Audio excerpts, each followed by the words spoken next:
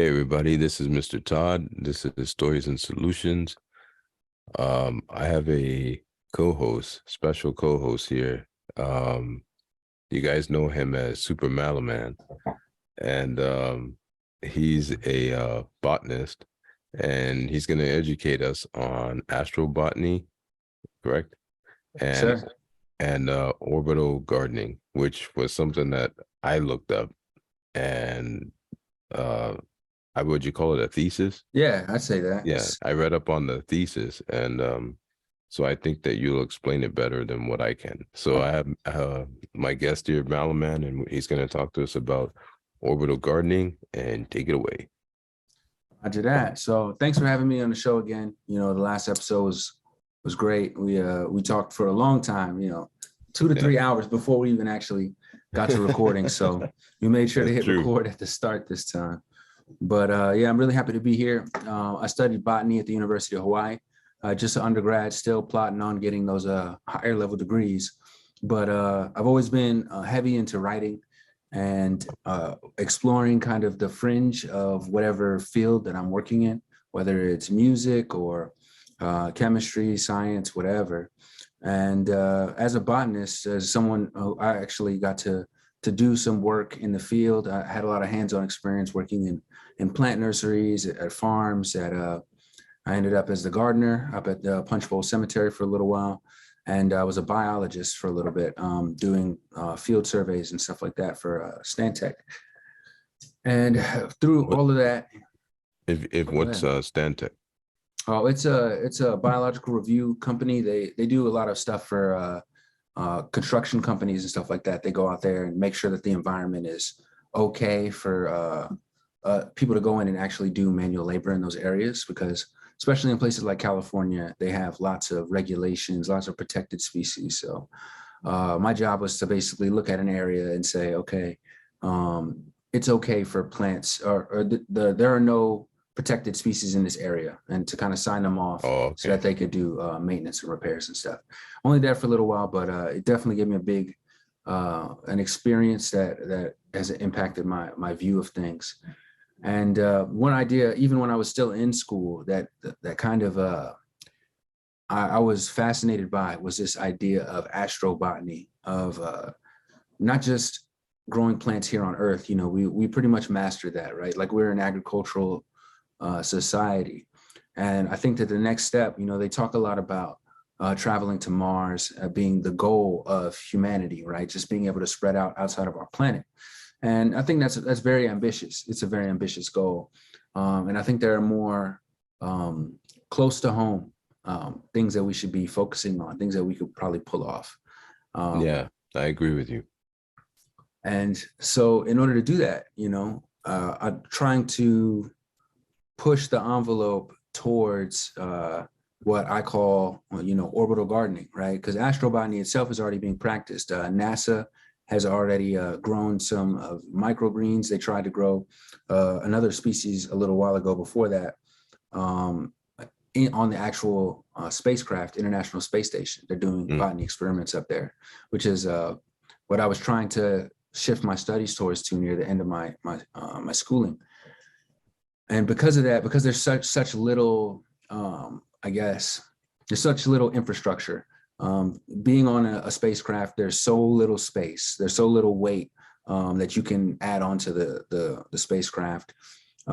It's incredibly important for these processes to be very efficient, very refined, basically, before we can actually start to do it.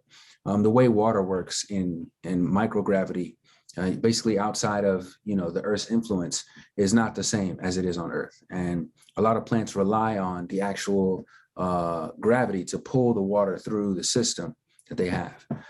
So this is a huge problem for a lot of plants, like growing like larger plants like trees or something like that in space.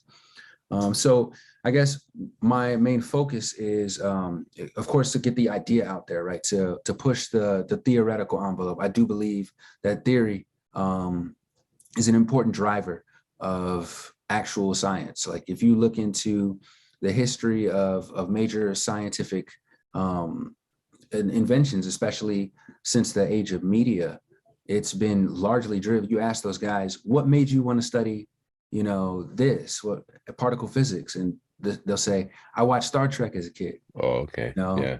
Yeah. I see what So you're saying. yeah, it's as important to put these ideas out into the lexicon, even for non-professionals, even for people who aren't actually working on the fringes, but to get people talking about it and get people thinking about it, because that eventually ends up in the what do I call it? Like the psychic substrate that we pull ideas from. And then people are going to grow up and say, yeah, this is a normal idea. You know, I want to study this. This is what I want. Because when I tried to study astrobotany in school, they were basically like, you have to pretty much create your own academic program from scratch. And I was talking with physicists. I was talking with, they had a extraterrestrial tools laboratory that I was talking to the professor there, trying to get all these different pieces. I was talking to soil scientists because they had one class a couple of years ago where they were trying to grow plants in imitation Martian soil. So in order to do all that, like you have to show people that there's an interest, right? For there to be classes on it, for there to be actual degree programs about it. And I think the only way to do that is to basically make it a realistic thing. You know, the dream of going to Mars is there, but we're already growing plants up in orbit. Right. If we can make that our focus, growing plants, turning the area around our planet into a botanical garden, you know, an actual experimental laboratory where we're growing plants, I think that will be one of the next steps, one of the next great steps in human ability,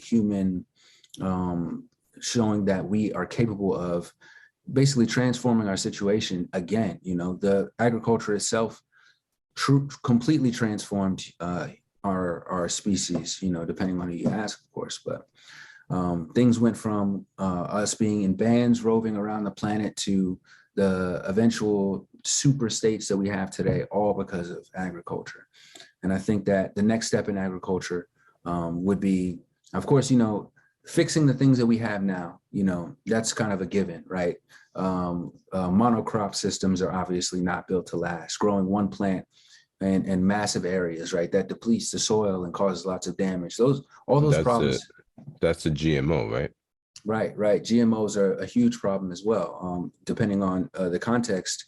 The main problem, even with whether it's genetically engineered or not, is when you create a massive population and you remove the diversity from the system, you create a vulnerable system, because all it'll take now is one super virus, one super mold, one super fungus to come in, and it'll wipe out our entire food system, right? Because we're become over-reliant on one heavily engineered species that can no longer really maintain itself.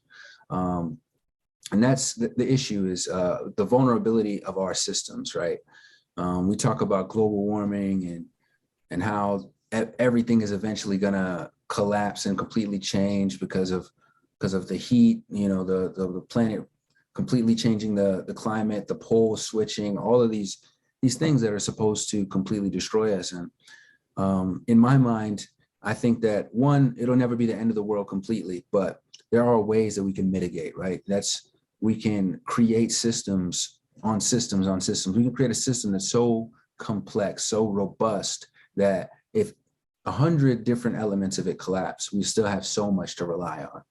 And I think that orbital gardening is kind of like it's still a little fantastic of an idea down the road, but I think it's setting the tone for the kind of thinking that we want to have to make our system complex and robust in that way, you know?